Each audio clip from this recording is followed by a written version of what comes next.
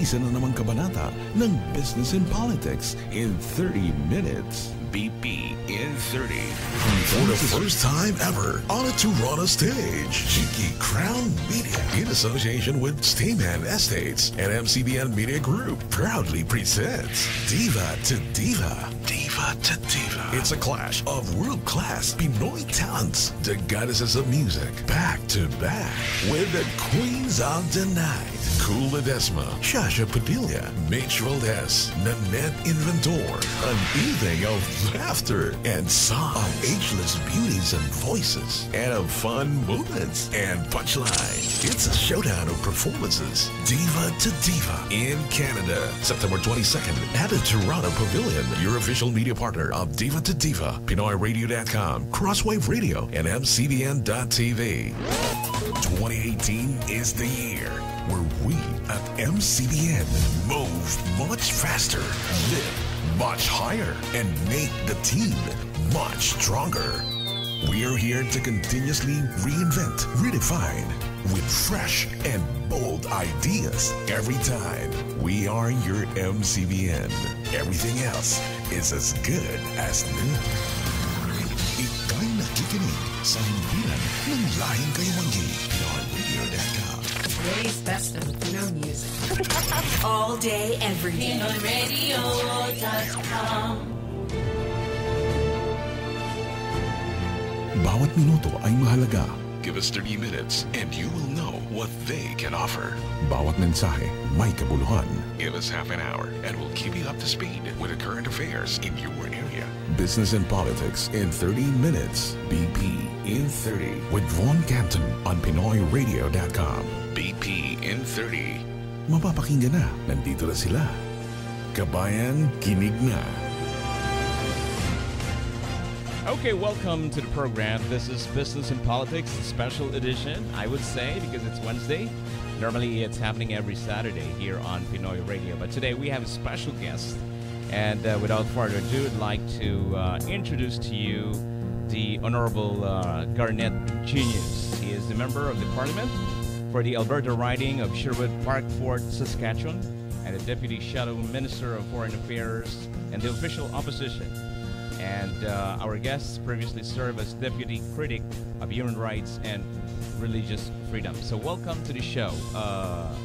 Honorable, should I call you Garnet or Honorable Genius? Call me Garnet. I'm often called much worse in the House of Commons. Okay, all right. So I'm just doing some adjustments here. Let me adjust your volume. Okay, so again, welcome to Ontario. Thank you for visiting our province. Thank you. It's great. I know you are from the province of Alberta, and I know you're very busy today because of the, especially Parliament is on recess right now, right? Okay, so you want to greet your constituents? Yeah, it's great to be with you, Vaughn. Thanks so much for the opportunity. When we're on recess, it seems that there's even more to do. So that's great, and it's good to be in Toronto. There's a lot going on, a lot of important conversations happening, and I know we're going to talk about some of those issues: immigration, taxes, trade, marijuana legalization. Lots of issues on people's minds. Lots of topics to discuss, right? Yeah. So maybe this interview is not enough. We'll try to come back again. Yes, we'll try our best. Okay, so since you are the Deputy Shadow Minister of Foreign Affairs and you're in the official opposition, let's talk about first the Canada's relationship with the United States. What can you say about it? Well, when it comes to our engagement with the United States, obviously it's a rough period in light of escalating tensions over NAFTA and trade issues.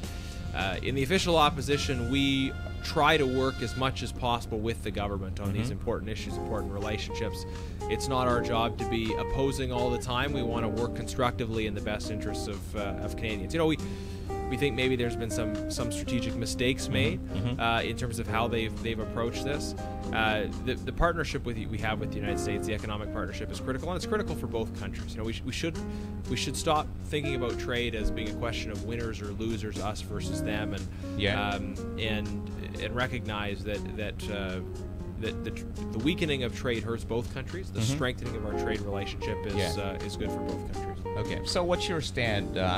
What's your opinion about the current situation with NAFTA, especially Trump put an additional tariff on certain products, especially the aluminum and steel? Yeah. So, are you favorable to it, or what? Well, certainly we're not keen on the tariffs Trump has put in place, and all parties in the House of Commons are supportive of the response that Canada has taken to that. It's important that we communicate about the benefits of the trading relationship and be willing to respond and try and respond together.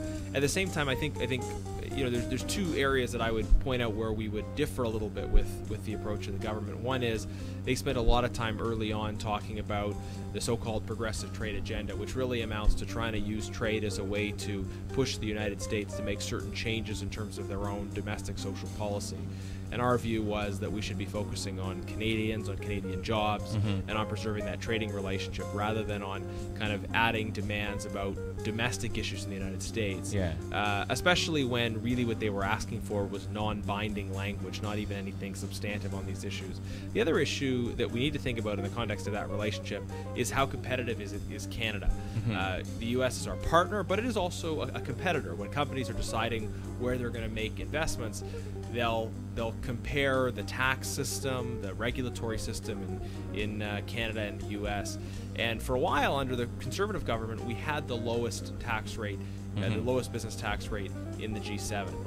Now we have the carbon tax, we have the piling on of new taxes, we have high power prices here in Ontario as a result of policies of the previous provincial Liberal government.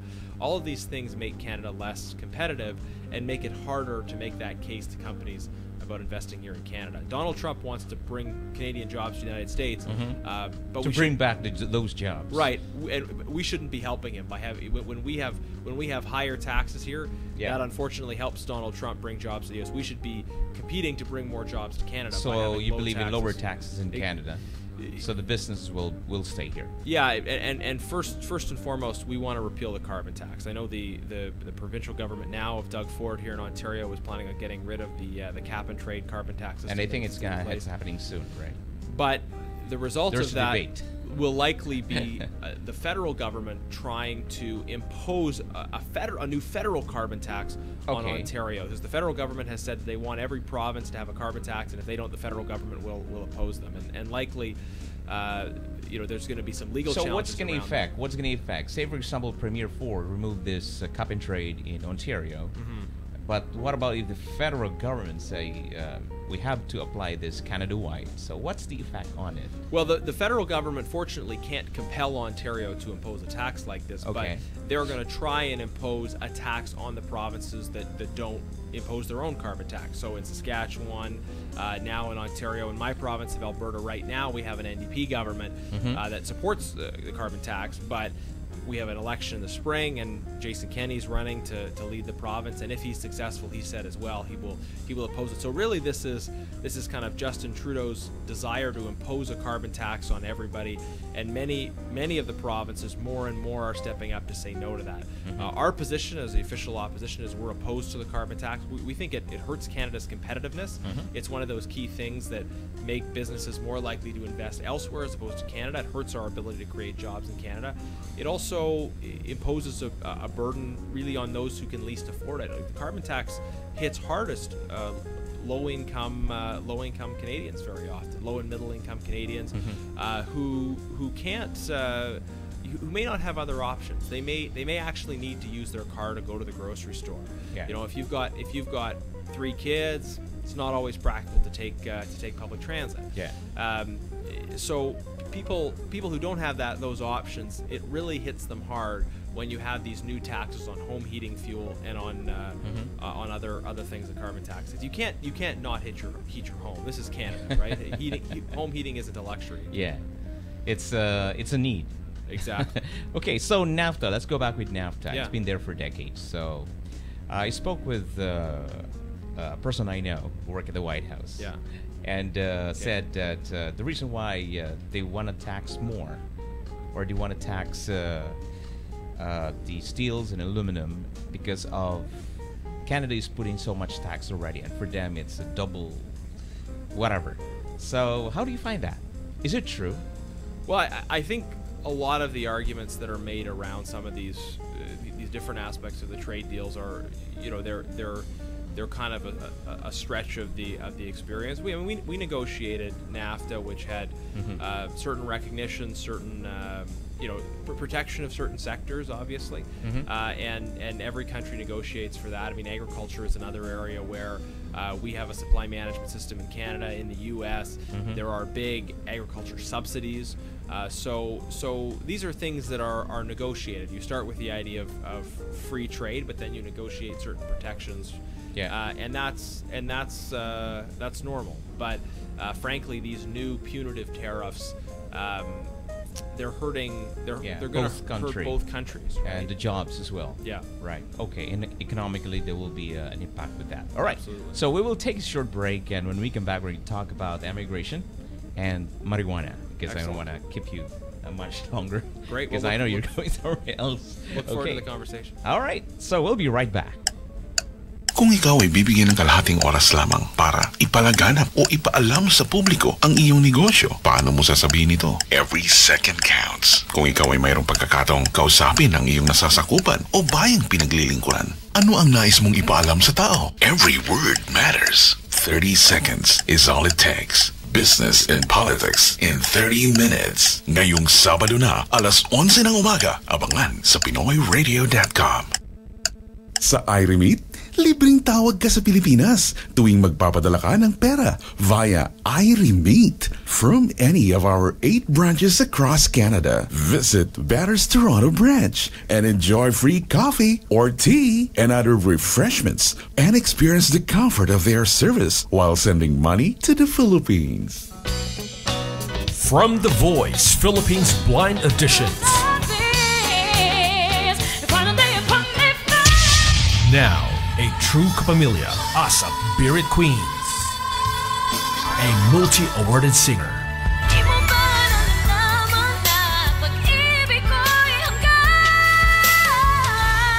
Tag as Asia's Phoenix.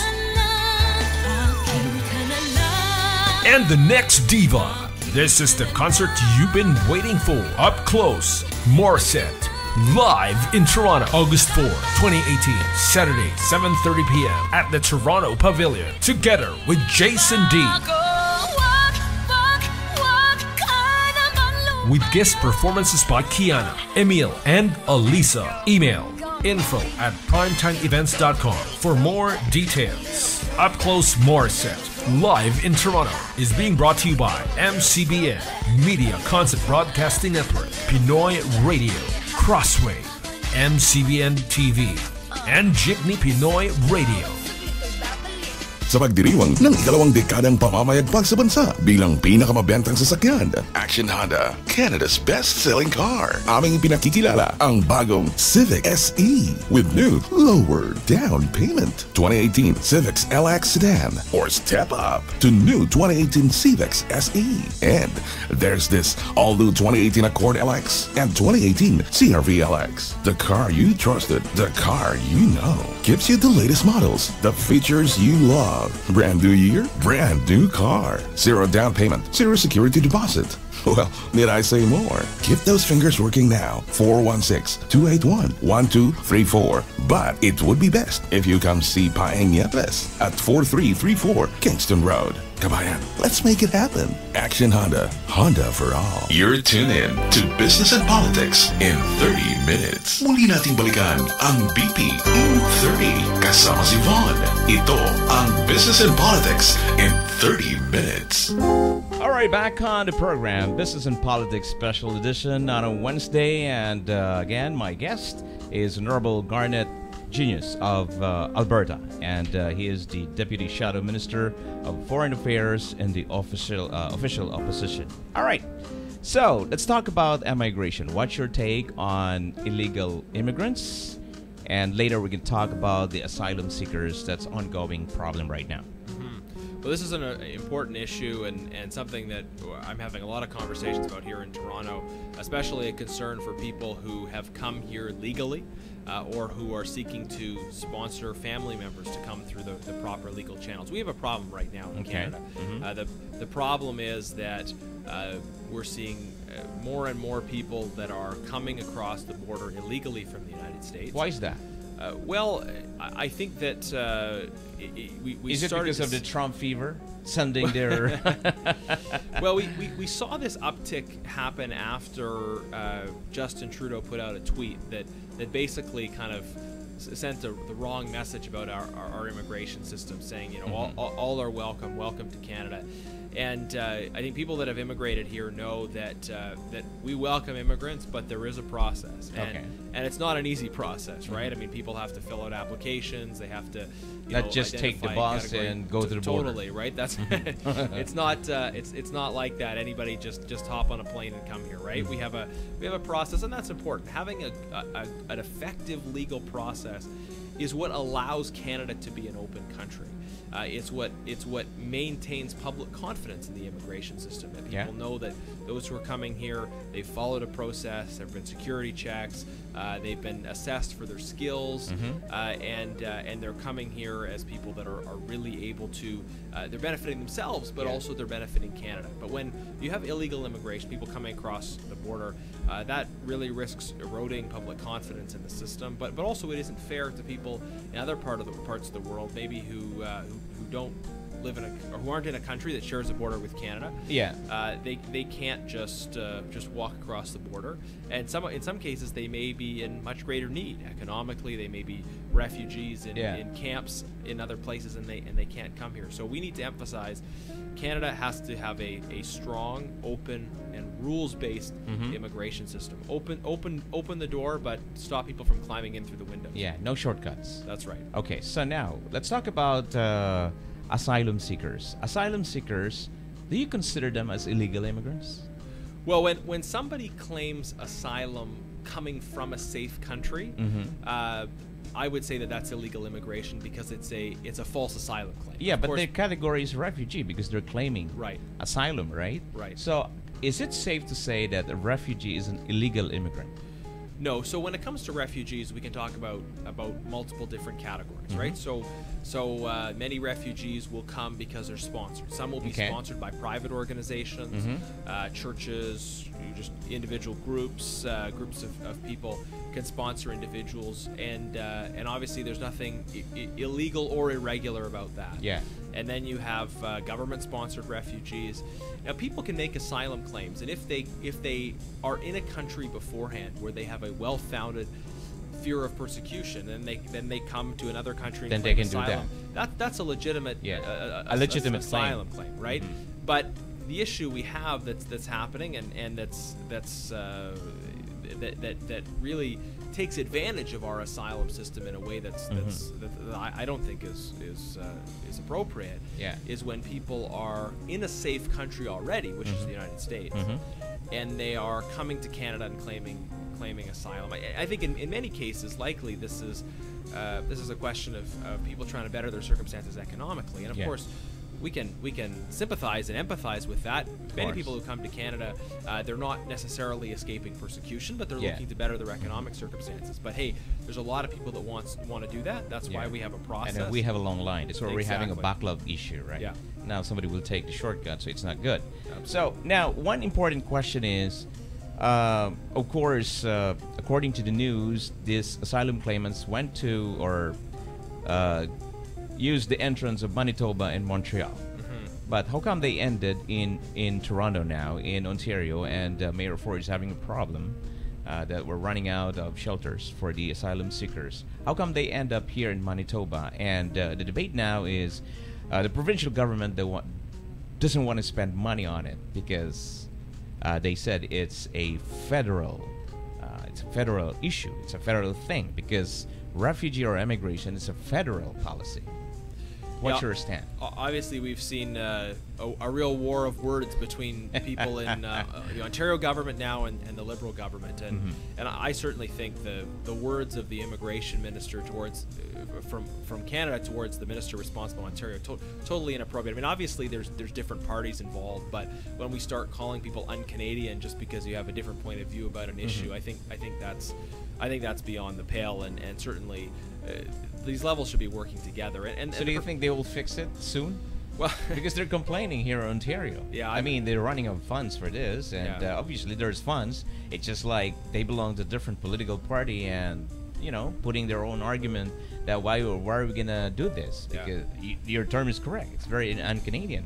But I think the federal government should give share, honestly, because this is a foreign issue, and it's just like somebody shout, "Okay, get in here," and then somebody will carry the problem. Yeah, Ontario has a point here, right? Which is that people in the province already have needs, and generally with our immigration system, we try and assess and balance the skills people are coming with. That process isn't obviously happening when you have people just walking across the border. So Ontario doesn't have control. People are the federal government has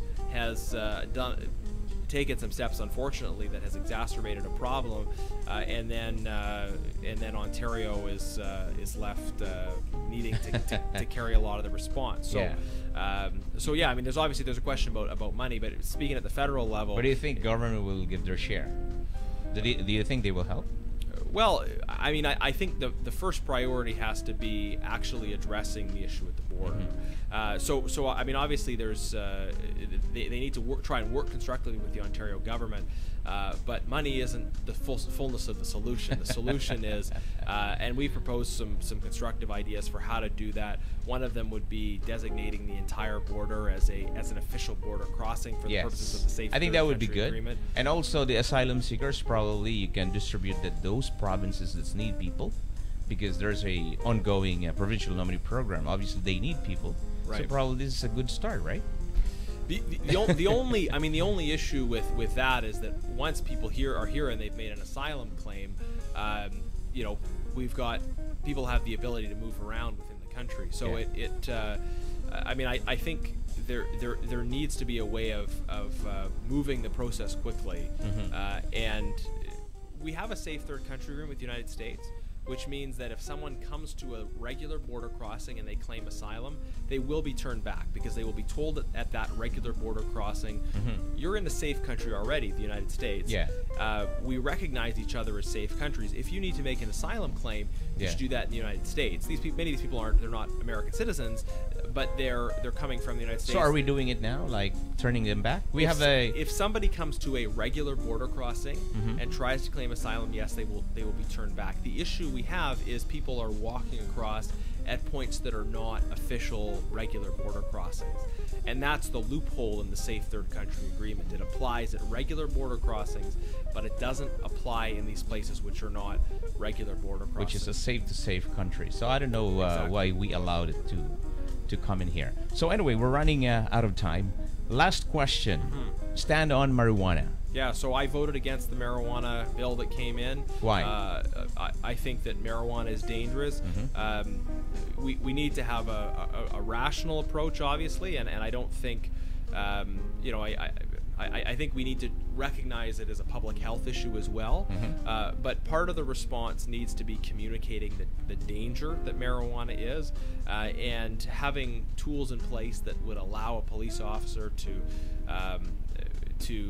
be involved in an intervention in a young person's life around marijuana use. I think that's what a lot of parents would want. The worry I have, Vaughn, when I hear from young people on this issue, is that a lot of people just aren't aware of the risks of marijuana. They think it's pretty harmless. Marijuana is not harmless. It's associated with higher rates of schizophrenia later in life, and a lot of other mental health in particular challenges. As the adverse effects. Exactly. Okay. Exactly. So, and that's especially true for people who start using it when they're young. And so we could, I think, take a different approach to this that doesn't just fling the doors wide open. The other thing I'd say is the law that passed in particular very bad law because it doesn't have the proper controls. The government says they were going to strictly regulate it, but that's not what they did. Instead, they made it legal not only for marijuana to be sold in stores, but for people to grow marijuana plants in their own homes, up to 4 marijuana plants. So that's going to be obviously very difficult. Are everybody to police. entitled to grow their own marijuana at home, or just selected people? Like No, with anybody needs? can. Anybody can. So it's Okay. not like now there's a system, for medicinal marijuana. If you, but this is not that. This is anybody can grow, and that. And that raises some real concerns around children getting it, around diversion, around what controls are actually in place. I mean, there was a story I saw recently about a very young child that had some real problems because they ate a marijuana edible, and a lot of marijuana edibles, they're made to look like chocolate chip cookies or anything else. Okay. So there's... But there was a study that came out, especially the young people. They're already using marijuana.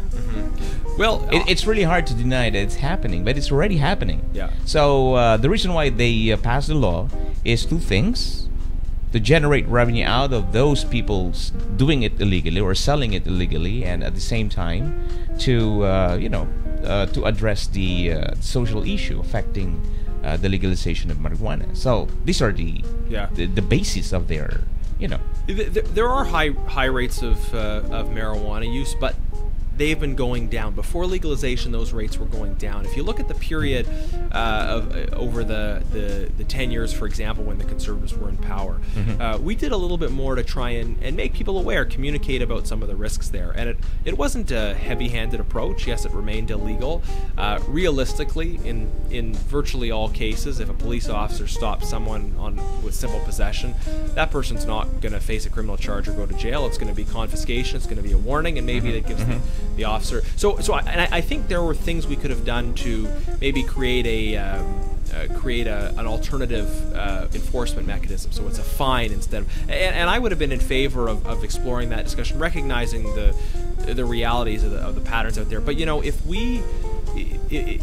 we saw over that 10-year period that fewer and fewer people were using marijuana because of steps that were taken to make them more aware of the risks, why would we reverse the other way? The Liberals say it wasn't working. Well, okay. So you mean you believe that education is better?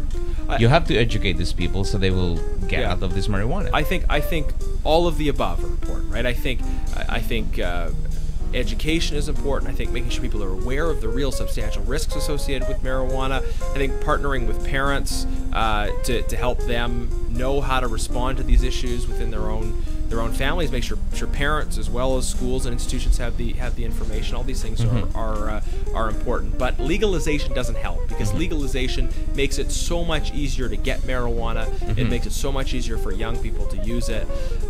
More money for the government. Well, I don't know about that either. I mean, we have public health care in Canada, so the health problems that potentially result from higher use of marijuana, those impose major costs in terms of people's lives, but those also have costs for the system. So the same debate that I know we've had in Alberta around the government being involved in gambling, where we say, well, hey, the government makes a lot of money from it, but on the other hand, when you have a lot of gambling, another problem are there social implications that then cost the government later on? I think it's very clear with marijuana. So it's really a balancing act, right? Well, recreational marijuana, what does it mean? I mean, in legal perspective. I mean, you're in definition of this legislation. Well, so up till now we've had medicinal marijuana, and no recreational, and and recreational hasn't been legal. And I think there's an important distinction to be made, right? People who are very ill, it may make sense for them to use marijuana, because even though marijuana has a lot of negative effects, it can also dull the pain for people that have certain severe kinds of pain. People that I've known personally have used it as a palliative agent towards the end of but that's a different thing from people who are healthy, who aren't in pain, who just want to use it just because. And then you're getting the negative effects, but there's no benefit to it. All right, wonderful. It's a very good conversation in 30 minutes. This is 30 minutes, business and politics in 30 minutes. We talk about the Canada-U.S. relationship, the NAFTA, the carbon tax, the immigration, and marijuana. So it's been a pleasure having you inside the program, and looking forward to have you again next time. I know, when are you going back to Alberta? I'm going to be kind of back and forth over the course of the summer to different parts of the country, and because it's a recess, right? Exactly. And you're going to be back in September. Yeah. Okay. Back in Parliament middle of September, so we'll be holding the government to account on these issues. It's been a pleasure chatting with you. We've covered a lot of ground. So. Thank you. All right. So your message to your constituents in your riding. Well, I'm sure we have some folks back in my riding listening. We've got a large and growing Filipino community in Sherwood Park, Fort Saskatchewan, and they're making such a significant contribution. So we're gonna keep working hard as parliamentarians to address some of these issues, the tax issues in Alberta. The energy sector is a major issue, the immigration issues, and I always appreciate hearing from Canadians, especially my own constituents. All right. So wonderful. All right, guys. Thank you very much for tuning in and for watching as well. I hope we can accommodate some calls, but I think the time is very limited. Okay, so anyway, we're going to see you back next Saturday for another edition of Business and Politics. This has been Von Canton, and it's been a pleasure. Honorable Garnett, genius. You must be very genius. I like your last name. All right, so folks, thank you, and we're gonna see you back next Saturday. Bye. Inyong natunghayan ang isa na namang kabanata ng Business and Politics in 30 Minutes. BP in 30. Hanggang sa susunod na Sabado, ganap na alas 11 hanggang alas 11:30 ng umaga, Eastern Standard Time. Dito lamang sa PinoyRadio.com, a division of MCBNI, Media Concept Broadcasting Network Incorporated. Business and Politics in 30 Minutes.